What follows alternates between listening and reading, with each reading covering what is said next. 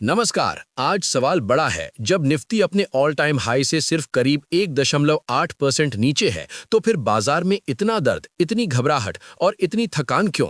जवाब है, ये गिरावट वाला नहीं, ये रेंज में फंसा हुआ वॉलेटाइल बाजार है जहां इंडेक्स टिक जाता है लेकिन मिड और स्मॉल कैप में निवेशक की जेब कटती रहती है। सबसे पहले ये समझिए कि ये बाजार लोगों को तंग कैसे कर रहा है। बाहर से देखें तो इंडेक्स स्थिर लगता है, लेकिन अंदर ब्रॉडर मार्केट में भारी नुकसान होता है। यही वजह है कि लोगों को महसूस होता है जैसे हम बेयर मार्केट में हैं, जबकि इंडेक्स उतना नहीं गिरा, क्योंकि नुकसान इंडेक्स में नहीं, पोर्टफोलियो में हो रहा है, और खासकर मिड कैप और स्मॉल कैप में।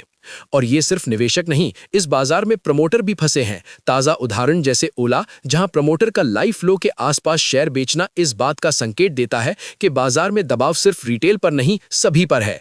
इसीलिए इस बाजार में पैसा बनाने से ज्यादा जरूरी है पैसा बचाना।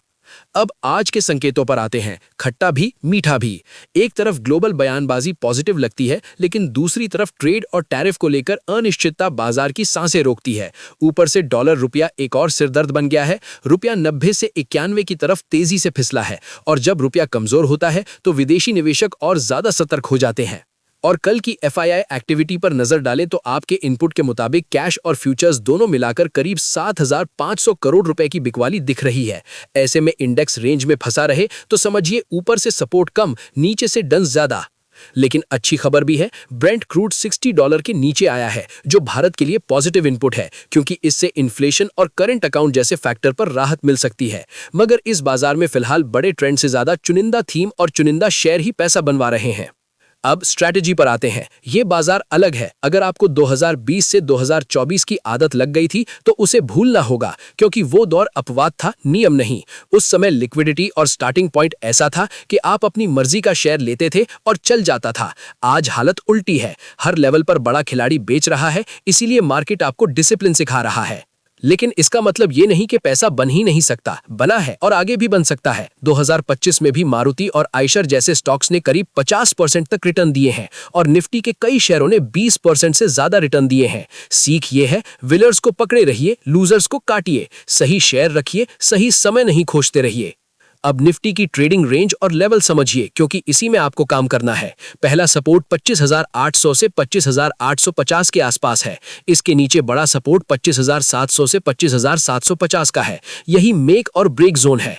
ऊपर की तरफ पहला रेजिस्टेंस 25,950 से 26,000 पर है। 26,000 के ऊपर अगर शॉर्ट कवरिंग हुई तो 26,150 से 26,200 तक खिंचाव संभव है। लेकिन सवाल वही है, 26,000 तक खींचेगा कौन जब कोई बड़ा स्टॉक लीडरशिप नहीं ले रहा?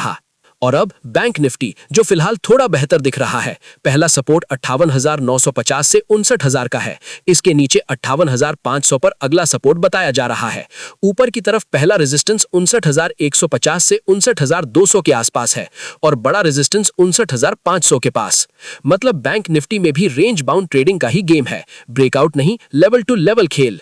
तो इस रेंज वाले बाजार में ट्रेड कैसे करें? नियम साफ रखें, बड़े डायरेक्शनल ट्रेड से बचिए, लेवल्स के पास काम कीजिए, स्टॉप लॉस टाइट रखिए, और थीम स्टॉक स्पेसिफिक मौके पकड़िए। इंडेक्स में दोनों तरफ मौके हैं, लेकिन बहुत बड़ा दांव अभी नहीं है। अब आप बताइए, आप इस रेंज मार्केट में क्या कर रहे हैं? ट्रेडिंग कर रहे हैं, एसआईपी चालू रखे हैं, या कैश बढ़ा रहे हैं? कमेंट में जरूर लिखिए।